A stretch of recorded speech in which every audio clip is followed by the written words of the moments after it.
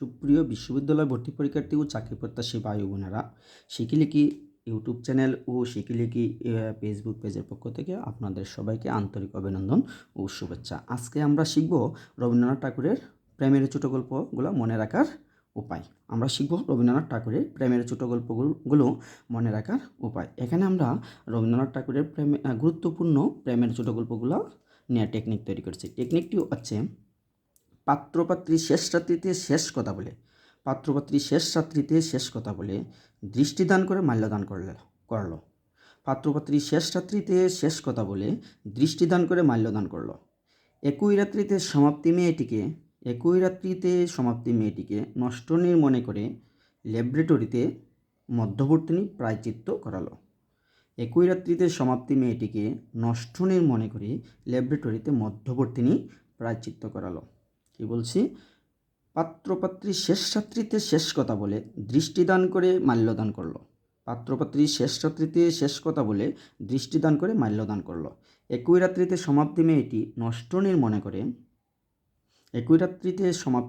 নষ্টনীর মনে করে ল্যাবরেটরিতে মধ্যবর্তিনী প্রায়শ্চিত্ত করালো।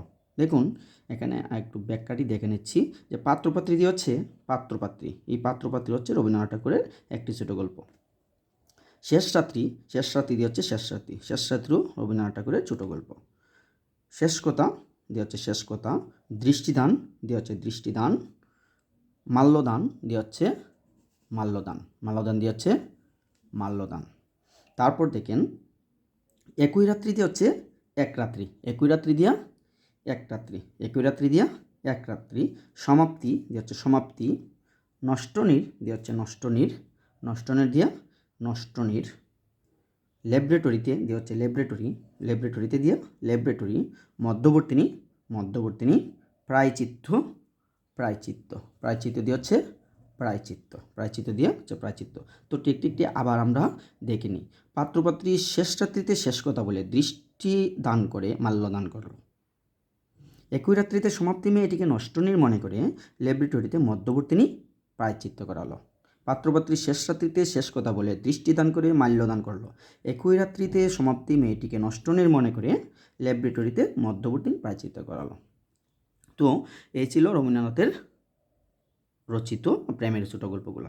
আশা করি এই টেকনিকটি যদি আপনারা ফলো করেন, আপনারা রবীন্দ্রনাথের সাহিত্যকর্ম প্রেমের ছোটো গল্প নিয়ে আর কনফিউশন থাকবে না। এবং রবীন্দ্রনাথ ঠাকুর থেকে যদি প্রশ্ন আসে তাহলে আপনারা পারবেন। আর রবীন্দ্রনাথ ঠাকুরের রচিত অন্যান্য সাহিত্যকর্ম যেমন প্রবন্ধ, প্রহসন, নাটক, উপন্যাস, এগুলো যদি আপনারা টেকনিক আকারে শিখতে চান বা টেকনিকে আপনাদের প্রয়োজন হয়, তাহলে আমাদের ইউটিউব চ্যানেল এবং ফেসবুক পেজে ভিডিওগুলো পাবেন, সবগুলাই পাবেন, এগুলো আপনারা দেখে আসতে পারেন। তো ধন্যবাদ সবাইকে, সবাই ভালো থাকবেন, সুস্থ থাকবেন।